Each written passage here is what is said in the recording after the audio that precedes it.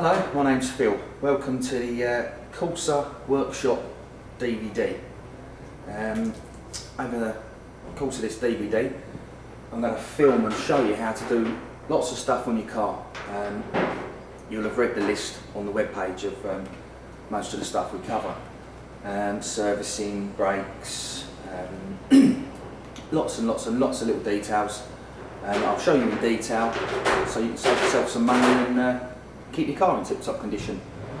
Right, so where do we start? Right, got the grease, it's ready to go back together. Grease normally comes in a silver packet like that. If you just cut the corner off, like so, stick the grease over where the shaft goes in, squeeze it in, you'll see it start to work its way back out around the ball bearings that are in there. So that's that. Get the shaft, line it up on the end. 10 thou adjuster. Don't damage the thread, put the nut back on if it's not got a tapered end on it.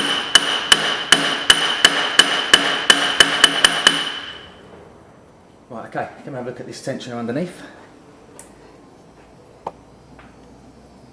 It's this one here. Spinning nicely, no noise, no movement, no rocking. So okay, that's the oil pump. So there's no timing marks on the oil pump, so you don't have to worry about that one. As long as it's turning, as long as it's turned by the belt, it's okay. Yep, feels okay. No oil leaks, no water leaks. Excellent. Right, so the new belt. Right, I've loosened the bolts up. I'll show you how to change the clutch release bearing now. 13mm bolt there. Loosen that, pull it out, and then the arm will slide up.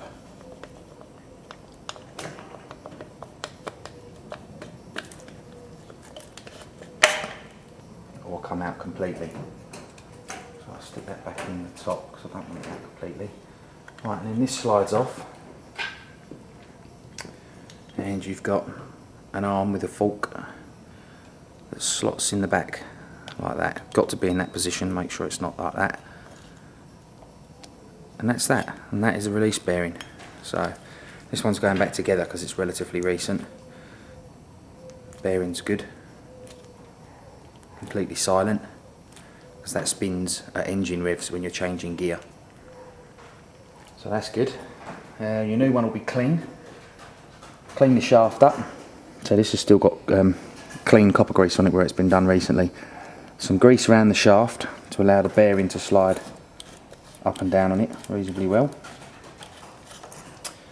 You can put some grease in the nylon bush there, and on the shaft in the nylon bush in the top to make that operate nice and smoothly. Put it back on your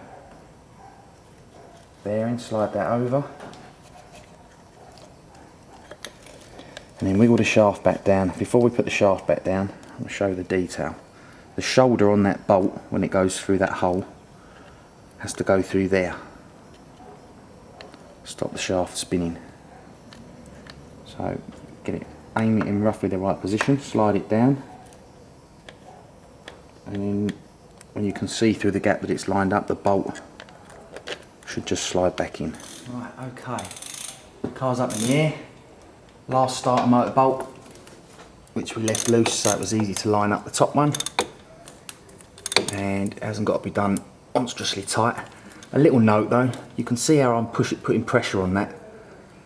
When you're doing nuts and bolts up, make sure that if anything does slip, you'll knuckle something really sharp and take some skin off, which I've done. I've got some blood inside my glove, so I thought I'd mention it. It might save someone some pain and suffering. Okay, front headlights, front bumper, and then I'll explain how the radiator comes out because we can see it clearly. Right, okay. I've already took the headlight out of that side, and this one's already prepped to go. Got 1, 2 screws that hold that in.